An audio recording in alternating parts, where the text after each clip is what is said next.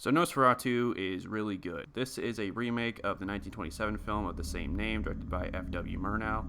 And if I had to compare this film to another horror film that was remade, I'd probably compare it to The Thing, where The Thing was originally directed by Howard Hawks in the 50s, then later on it was directed by John Carpenter as a remake. And it's a remake in title, and I guess also in it has a similar plot structure, but all in all, it's a completely different film. And that's kind of how I would say this new Nosferatu is. However, it does sort of follow the same similar plot structure, where if you've seen the original Nosferatu, you more or less know the overall structure of the film. However, there is a lot of deviation. Now, I am a pretty big fan of the original Nosferatu from 1927, as it's greatly inspired me in terms of constructing a sort of chilling atmosphere. However, there are definitely aspects of it I don't feel have really aged all that great, which is to be expected as it's over 100 years old now. And I feel that this film has done two things very well, which is one, it's enhanced the original film, and also it's kind of maintained the spirit of the original film. Much as in the case of Blade Runner and Blade Runner 2049, where I feel that Blade Runner 2049 greatly enhanced the original film, where now I appreciate it much more, but it still maintained the original spirit of that film, where it's very evident that Robert Eggers has a great admiration of the original film by F.W. Murnau. Now, as for the standout positives in this film, I say that those are the performances as well as the cinematography, mainly Nicholas Hoult as the main character, as well as Lily Rose Depp, who is the person that is being possessed by Count Orlok. Both of them I thought were incredible, and I couldn't really see anyone else portraying these characters. And the cinematography I thought was very good because in a lot of ways it didn't really show Orlok all that much. More or less it had you kind of imagine what he looked like most of the time, and when you did see him, his image was burned into your retinas where you couldn't really look away from it.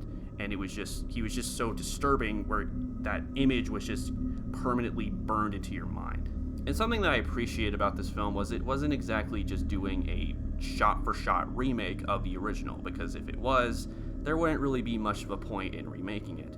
There was obviously some callbacks to the original, like for instance there is a homage to the famous doorway shot, but there's not really a emphasis on just doing a shot-for-shot remake of the original film. This film is more trying to do its own thing, and you don't necessarily have to see the original, but if you do, that will definitely enhance your experience. As for negatives, there wasn't really that many that I found with this. The one sort of negative that I could really find was that the beginning of this film was a little bit slow, but that's to be expected, as it was definitely setting up a lot of things with it, so I can't really fault it that much. And if I'm being honest, Aaron Taylor Johnson, I didn't really feel fit his role that great, as all the actors in this film were really great. And I'm not saying that Aaron Taylor Johnson is not, but what I'm saying is that all the actors in this film didn't feel like they were acting. It felt as though they were reacting authentically to this horror that is going on in their lives. It seemed as though he was told to react in this certain way, but it never felt as though this is how he would react in this scene, if that makes any sense. So in conclusion, I didn't find this film to be overly scary in any way. If I'm being perfectly honest, I found it more so to be disturbing and off-putting by just the ambience and kind of just the atmosphere that the entire film created. And when Orlok would appear, I never felt scared. I just felt very, kind of on edge the entire time, like what is going to happen? What is he going to do? And also something I should mention is Bill Skarsgård is the person that is playing Orlok, but you would probably better know him as Pennywise in the It franchise. And I never even knew that he was playing Orlok. I just thought it was a older actor, and I had no idea it was him until the credits. And that should show you just how great he was in this movie, because I had no idea that he was Orlok, and he completely sold it to me. So in conclusion, this is definitely a film I feel I should watch again, as I feel that the cinematography as well as a lot of the performances were all very top-notch, and I could see myself enjoying this film more on a second viewing, so I will give this film an A.